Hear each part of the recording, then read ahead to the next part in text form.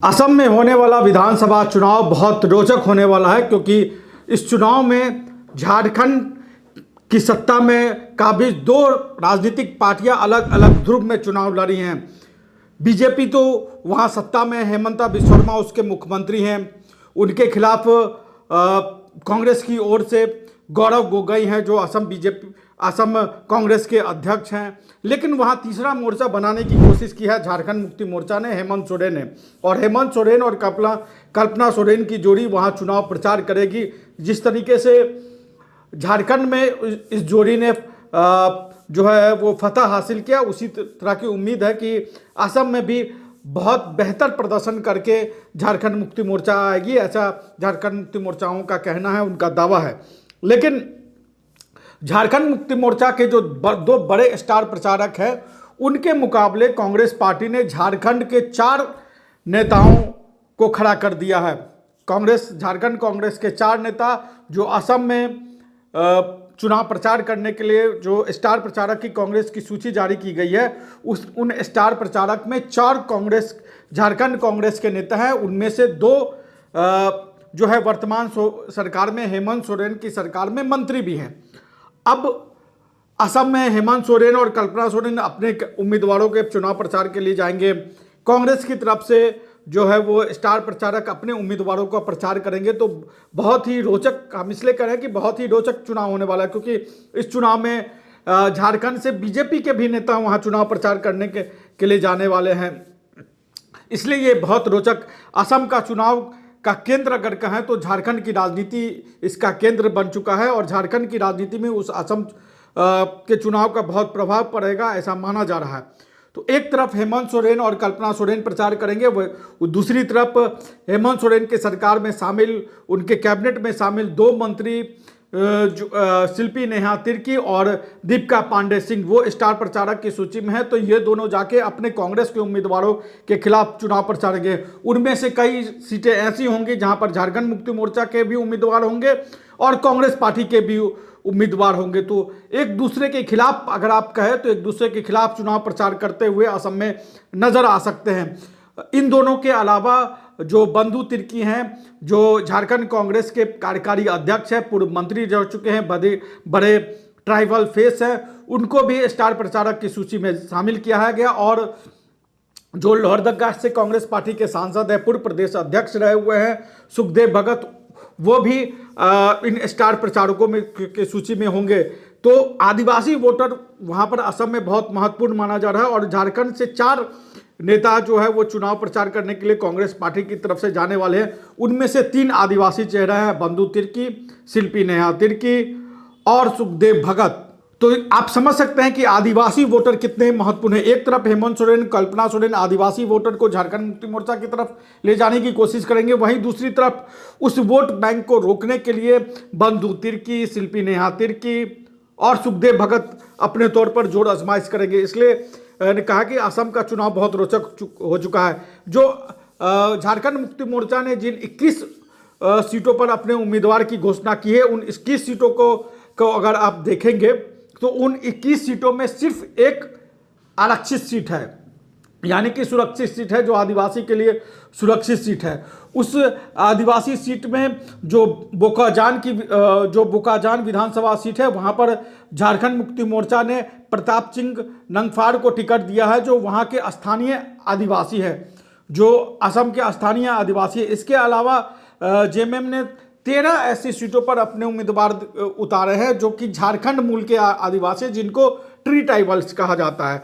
तो वहां आपने कहा कि बहुत रोचक चुनाव होने वाला है, और उस चुनाव पर सबकी नज़र होगी, झारखंड के लोगों की भी नज़र होगी कि वहां पर झारखंड मुक्ति मोर्चा किस तरीके से प्रदर्शन करती है, बीजेपी किस तरह से प्रदर्शन करती है, कांग्रेस पार्टी किस तरीके से प्रदर्शन करती है। और वो प्रदर्शन झारखंड की राजनीति में उस प्रदर्शन का बहुत ज़्यादा प्रभाव पड़ने वाला है। लेकिन अगर आप जिन 13 सीटों पर झारखंड मुक्ति मोर्चा ने उम्मीदवार उतारे हैं, उन 13 सीटों पर अगर सिटिंग विधायक का अगर आप जिक्र करेंगे तो सिर्फ एक ऐसी सीट है जहां पर कांग्रेस पार्टी के सिटिंग विधायक है। बाकी 20 अन्य सीट वैसी सीट है जिस पर कांग्रेस पार्टी के उम्मीदवार, कांग्रेस पार्टी के सिटिंग विधायक नहीं है। इसलिए अगर ये कई बार ये परसेप्शन भी बन रहा है कि जो है वो झारखंड मुक्ति मोर्चा कांग्रेस के उम्मीदवारों को हराने के लिए कांग्रेस के सिटिंग सीट को में उनकी नाम मुश्किल करने के लिए जा रहे हैं। लेकिन अगर हमने इसका अध्ययन किया कि 2021 में जब असम में विधानसभा का चुनाव हुआ था तो जिन 21 सीटों पर झारखंड मुक्ति मोर्चा ने उम्मीदवार उतारा है, उन 21 सीटों पर किस पार्टी से विधायक थे। तो जो मजबत की सीट है वहाँ पर जो बोडोलैंड पीपुल्स फ्रंट है उसके विधायक है। वहाँ पर वर्तमान में जो विश्वनाथ सीट है वहाँ पर बीजेपी के विधायक है। जो खुमताई सीट है वहाँ पर बीजेपी के विधायक है। चबुआ सीट है वहाँ पर बीजेपी के विधायक है। गोसाई गांव है वहाँ पर यूनाइटेड पीपुल्स पार्टी लिबरल के विधायक है। जो सोनारी सीट है वहाँ पर बीजेपी के सिटिंग विधायक है। दुलियाजान जो सीट है वहाँ पर बीजेपी के सिटिंग विधायक है। रोगोनाडी ये एक नई सीट बनी है, रोगोनाडी जो 2023 में ही ये बनी है और यहाँ पर पहली बार चुनाव हो रहा है रोगोनाडी में। रोगोनाडी और भेड़गांव दो ऐसी नई सीट है जहाँ पर 2026 में पहली बार जो विधानसभा की सीट है वहाँ चुनाव हो रहा है। दिग्बोई में वहाँ पर बीजेपी के उम्मीदवार है। तिंगखोंग में बीजेपी के सिटिंग विधायक है। बरचल्ला में बीजेपी के सिटिंग विधायक है। रंगापारा में बीजेपी के सिटिंग विधायक है। मार्गेरिटा में बीजेपी के सिटिंग विधायक है। नहरकटिया में बीजेपी के सिटिंग विधायक है। और मकुम भी एक सीट है जो कि 2023 में बनी है और इसमें यहाँ पर पहली बार यहाँ पर विधानसभा का चुनाव हो रहा है। इस सीट पर दुमदुमा है वहाँ पर भी बीजेपी के सिटिंग विधायक है। स्वरूप पाथर है वहाँ पर भी बीजेपी के सिटिंग विधायक है। टीका बोर एक सीट है जहां पर कि कांग्रेस के वर्तमान में सिटिंग विधायक है। और बोका जन का हमने बता ही दिया कि यह सुरक्षित सीट है और यहां पर बीजेपी के सिटिंग विधायक ये एसटी सीट असम में बीजेपी ने जीती हुई है और खोवांग जो सीट है वहां पर बीजेपी ने जीते हुए। तो अगर कुल मिलाकर देखें तो बीजेपी के 1 2 3 4 5 6 7 8 9 10 11 12 13 14 15 ऐसी सीटें हैं जहाँ पर कि बीजेपी के सीटिंग विधायक है, बाकी अन्य अलायंस पार्टनर है। तो आप समझिए कि असम की राजनीति को भी धीरे धीरे झारखंड के लोग समझने लगे हैं कि क्योंकि समझना इसलिए भी जरूरी है क्योंकि असम की राजनीति असम में जो चुनाव परिणाम होंगे उससे झारखंड की भी राजनीति में बहुत बड़े बदलाव हो सकते हैं, उसके कयास लगाए जा रहे हैं। तो हमने आपको दिखाया कि किस तरीके से जब हेमंत सोरेन और कल्पना सोरेन प्रचार करने जाएंगे तो कांग्रेस की तरफ से जो है वो झारखंड के 4 बड़े चेहरे वहाँ पर भी चुनाव प्रचार करने जाएंगे।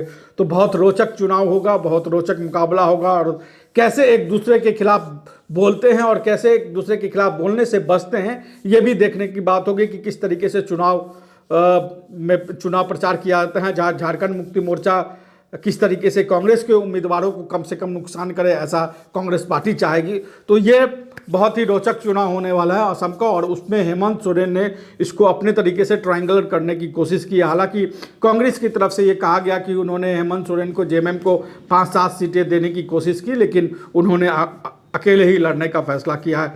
तो असम में जो आदिवासी वोटर हैं वो वोटर तय करेंगे कि असम में किसकी सरकार होगी और हेमंत सोरेन असम में किस तरीके का प्रदर्शन करते हैं उस पर भी हमारी नजर होगी। नमस्कार, जोहार। रॉयल इंडिया में आपका स्वागत है। भारत के सबसे विश्वसनीय सोलर मोटर पंप और एमपीपीटी कंट्रोलर निर्माता रॉयल इंडिया का high performance movable trolley solar water pumping system प्रस्तुत है। बेहतर दक्षता के लिए डिजाइन किया गया और आसानी से ले जाने योग्य। सरकारी परियोजनाओं के लिए अनुमोदित देश भर के कॉन्ट्रैक्टर्स और एजेंसियों की पहली पसंद। एमएनआरई द्वारा अनुमोदित, उल प्रमाणित, उद्योग मानकों के अनुरूप स्वदेशी उत्पाद। सार्थक ऊर्जा समाधान के लिए हमारे साथ साझेदारी करें। आज ही संपर्क करें